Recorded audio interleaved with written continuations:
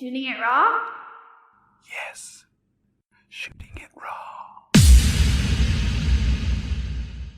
Let's move on to the next photo because I want to actually get beyond the photographs to talk about more about who you are. Now, in this photograph, now is this one of your earlier photographs or is this one of your more recent photographs? Quite recent. Okay. But it's not striking, but there's something I want to talk about. Yeah. Well, I think okay, so the image is the depth of the field of focus is very shallow. And what's written, let's just say it's probably like a couple of let's say 4 or 5 centimeters or a couple of inches. Mm-hmm. And then within that depth of focus is this, it's called the Eurasian tree sparrow. Mm-hmm. So it looks like a normal sparrow that people are used to seeing all over. It's slightly different than the more common sparrows for whatever reason. It looks a little different to me. And behind that sharp in-focus sparrow that's standing on this weird kind of sidewalky thing that's got this little chasm, behind it, really large, slightly out of focus, very dark, is this domestic pigeon. It's a domestic pigeon that looks at least, probably, I don't know, in the photograph, looks at least like 5 times bigger than this little sparrow. And so it's quasi-menacing, but it's not menacing, and there's a humor to it in a way. It looks kind of, it's a funny photo in a sense. Like it's got, oh, that's a funny little something. So, but why bring attention to this image? Yeah. I just think a lot of the time, wildlife photography, especially in Hong Kong, people like chasing rare and just exotic looking birds. And they always chase rare species. And to me, it's not always about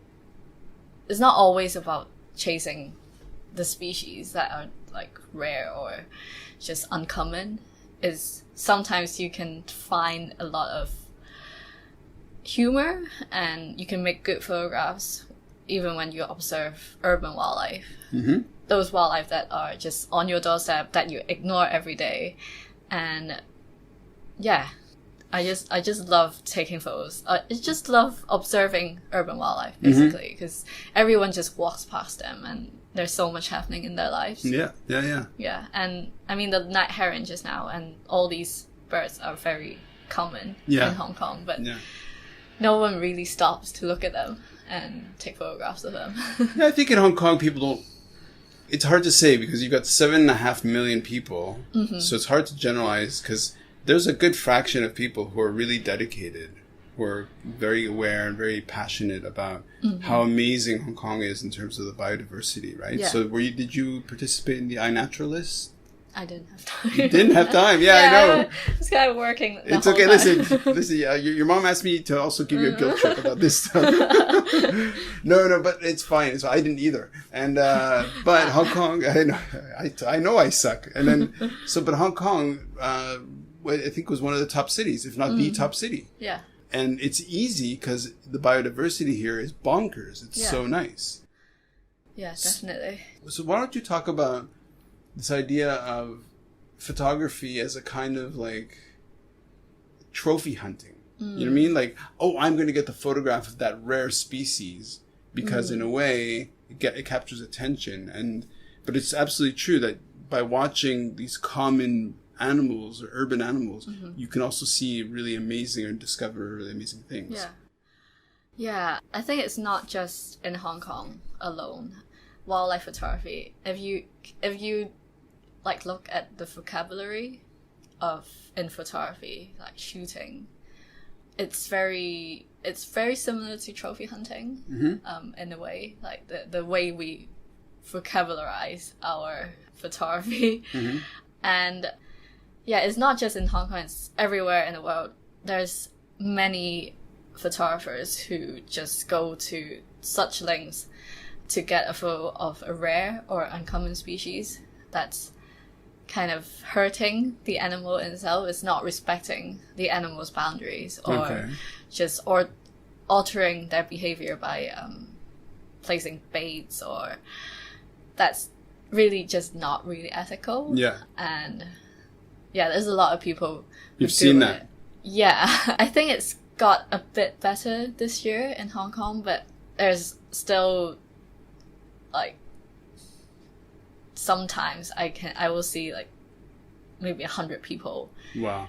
Just and then sitting there and then putting bait, and I just don't really like that kind of photography. I mean, I know it's very common and it's a very important social interactions for these photographers. For humans, yeah. But for the bird, it's just really not good because you're feeding the bird food that it really shouldn't be eating. Sometimes like the food is just too high fat, or you just like this bird has to come onto a very clean twig that they've put on the ground or put somewhere, and altering that behavior is just very dangerous for the bird because maybe a bird of prey would come in and take it, or usually these birds that in Hong Kong people bait are usually migrants, so they're not supposed to stay in Hong Kong for that long. But if they're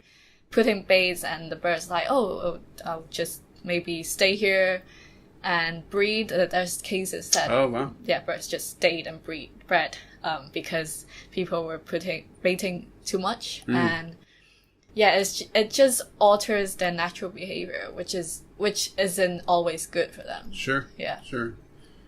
Okay. Very dark subject. Look, it's I think it's important as well. Okay, so one side of your personality is very strong, scientific.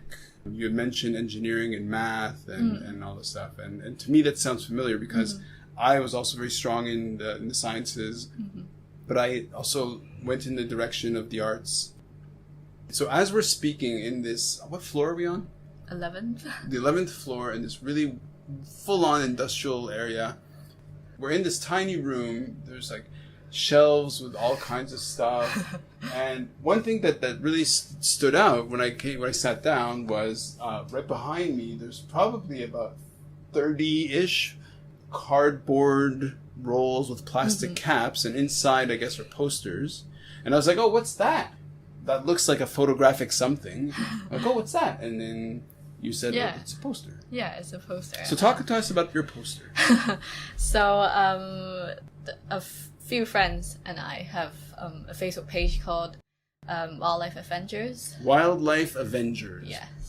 Please go follow that. Yeah, follow it. Yes. Yeah, okay. So basically last year we made a poster of the amphibians of Hong Kong. Amphibians, yeah. So you're pointing to the wall that people wall. can't see. So behind one of the monitors is a poster that's probably to use. Yeah, I mean, I don't know what's the dimensions of the poster. I think it's A1. We made A1 or A2. Yes, that's like 97 centimeters by 861 centimeters. Yeah.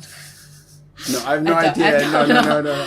It's large enough and on it it's called Amphibians of Hong Kong. So we've got all species of amphibians. All? Yeah, all native species. Oh.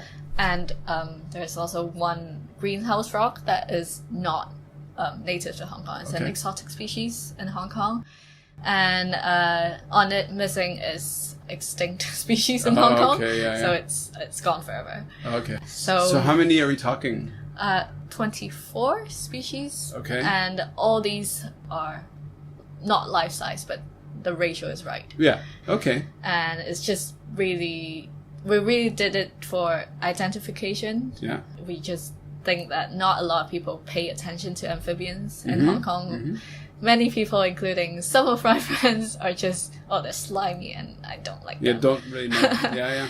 I mean, they're not easy to observe as well in the wild, some of them. So, the reason we wanted to make this poster is to first educate people about amphibians of Hong Kong. Like, we have so many species in Hong Kong. And 24.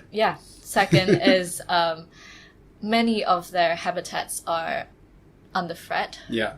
Because they rely on fresh water to breed and reproduce. And most of the freshwater wetlands are reclaimed for development, and streams are getting polluted. So under a lot of pressure. What's really interesting about this poster, first of all, is it really speaks to, it's a reflection of how you think, I think, to a certain extent. it's wildlife based, Mm-hmm. education based. It's scientific. So what's interesting is that all of the frogs and toads, is it just frogs or just toads? Frogs and toads. Frogs and toads, okay. So they're all holding a very similar pose. Were you the only photographer on this project, or were there others? No, actually, I didn't really take many photographs on this poster, but I was the one cutting them out on Photoshop. Sure. We have a team who 3 people take photos. I do a post-production, and someone did our layout and design. So where is it available? It's available on our Facebook page. Oh, okay. Yeah. So which is, what's it called again? Wildlife Avengers. Wildlife Avengers. Where how many in your team? 7. 7, and you're all wearing in costume? Is there a group photo of you guys in costume? No, no. We actually set up this page 1 year ago, and we've just had our first year anniversary. But it's amazing that you came out with this poster, which looks it looks really great. It looks super, like the photographs are excellent, and I can see that certainly for schools and other centers and resources and kids as well. I like the idea that you look like you're 71 years old now. How old are you? How old do you think I am? Don't ask me how old I am. No, you look super young. You look as young as you sound. Okay. Yeah. Okay. Great. So. No, I'm 20. What? 20, whatever. 20 something. So, but the thing is, like, I am so impressed. You've got this little studio. It's not little. It's just you've got this studio. Mm-hmm. You're producing stuff. So that's a major accomplishment for the poster. So in terms of the funding, in terms of the distribution, how has that gone? Oh gosh. Yeah, we just did it on a leisure time. Mm-hmm. So wow. It's all self-funded. Nice. For each poster we donate $20 to the Hong Kong Herb Society. Okay. Herb. Yeah, not herb. HA Herb Society. Okay, nice.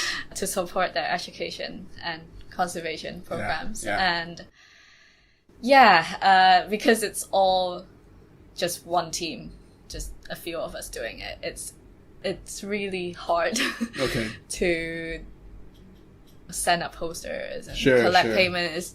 It's very fresh to us because we've never done it before, but it's also really rewarding when people get these posters. And one of the things, like, because I come from a world of publishing and communication and all that stuff, I know what goes behind putting these things together. So do you have more than one campaign going, like more than one poster, or do you have other?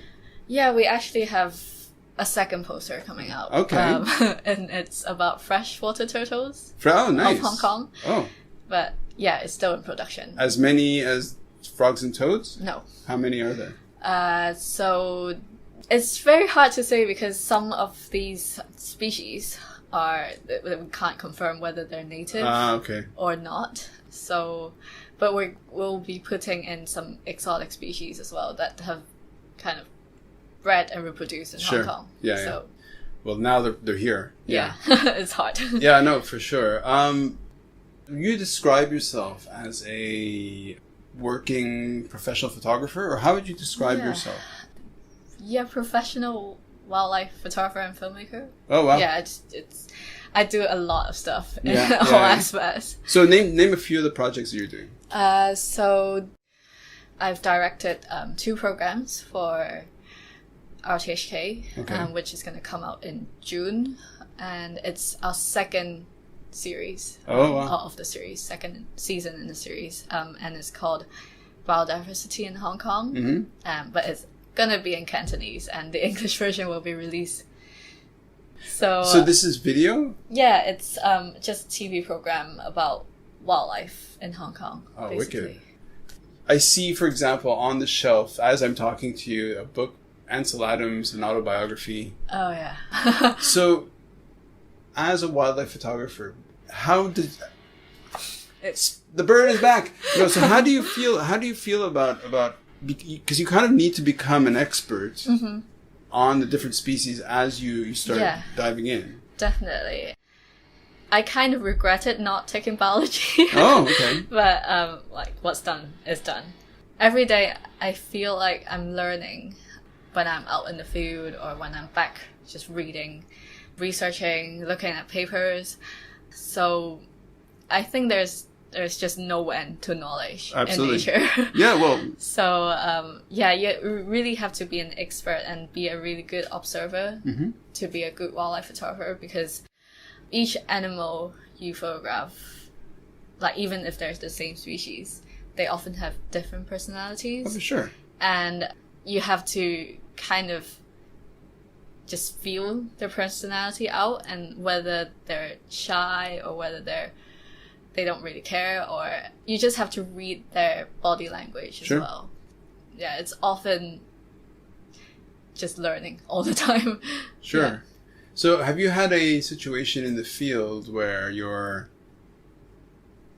like sometimes, like for me, sometimes it happens where as it's happening, I'm almost watching myself in this moment thinking, this is amazing, this is incredible. You know what I mean? Like, have you had these moments that feel like you're just really lucky to be there, to be witnessing this? Yeah, so last year there was an eagle owl nest that someone found who was close to my boyfriend. So my boyfriend and I just, we observed them for maybe a month or two from the opposite cliff, or just looking onto the nest from somewhere safe. And yeah, we placed remote cameras to kind of monitor what they were doing at the time as well.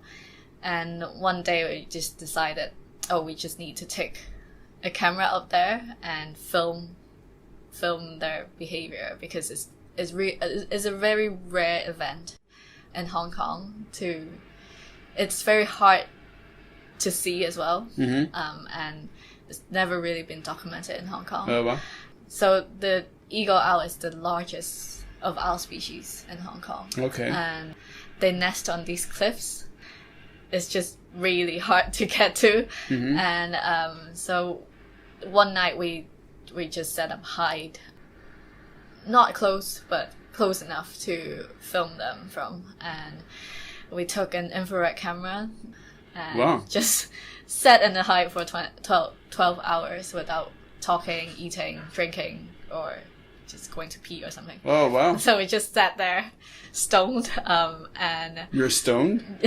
Yeah, our butts were just... Oh, okay. No. So you weren't like... No. Not that kind of stoned. I was thinking that's a nice way of putting it out into the world. No, so you weren't that kind. You're just still. Yeah, frozen. Right. Frozen. Yeah, we just had this eagle owl, mother or father, just bringing back dead mouse. Oh, wow. And just tearing it up for its youngster, two babies to feed on. And it was very... Yeah, it's a very rare event to see in person. It's just... Yeah. It's a very weird feeling, because we're not seeing it, because we're just looking at the screen, because we didn't want to disturb them. Yeah. So you're watching the screen. Oh, okay. But it's happening right next to you, and you hear all these sounds of the baby's begging and the mother calling to it. So yeah, it's a very cool and unforgettable moment. Yeah, for sure. For somebody who... Oh, these drilling... Hopefully it's not too bad in the recording. But okay, so so how often do you feel that at times you're in a position that is perceived as inspirational to other people, or that hasn't even registered?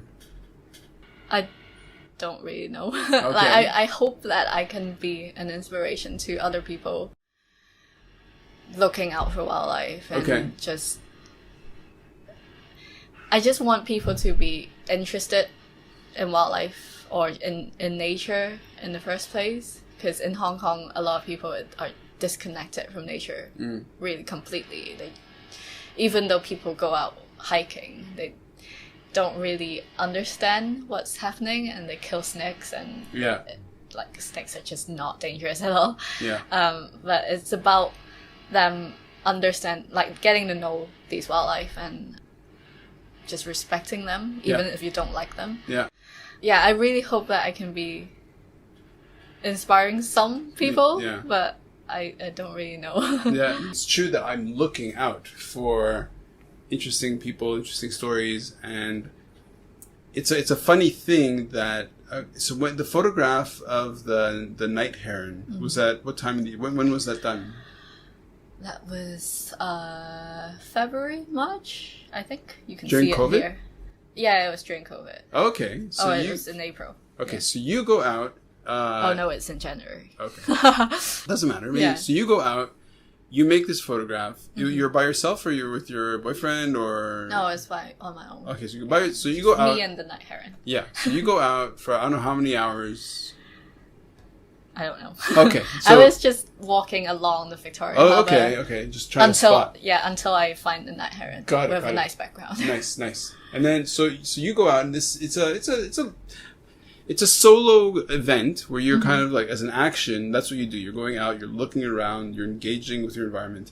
You make this photograph, you go back home, then there's a whole process of selecting what it is, and then also submitting it, right? So was it published somewhere else? No, I usually post my photos to Instagram. Okay. And with the photos on Instagram, I usually have like a description of maybe how I took the photograph, or sometimes just a brief description of the species, Sure. like their habit in Hong Kong, and it's kind of a portfolio that people can look at Absolutely. and see how amazing Hong Kong. So do you have any idea of how many people have seen your photographs on Instagram, or do you have like followers that you know of? I have around 3,000 something followers. Well, there we go. Not bad. So Not bad. Well, no, it's amazing. So imagine if you had a gallery show where 3,000 people attended over this course of 3 weeks. That'd be amazing. Yeah. You know, definitely. like so if you think of it that way, it's like, oh wow. And then you submit it you get shortlisted. Shortlisted. It's important to stress shortlisted for those bird fascists, bird Nazis. I didn't say she won. Okay. But then it reaches more people. So as a communicative tool, as whatever you want to call it, I mean, it is kind of astounding. If anything, it's like, it's that whole thing of taking it for granted. Yeah. I mean, it's an everyday event that I see happening every day, but no one really takes that photograph. Okay, so any big projects that you're working on right now that you can share, or? Freshwater turtle poster. Right. And we're working on season 3 for RTHK. Okay. The biodiversity in Hong Kong series. Wow. And a few other projects. That's amazing. As well. Daphne Wong. I love it. Great. Check it out. Check it out on Facebook, Instagram, and on RTHK and other things. Thank you so much. Thank you for having me. Awesome.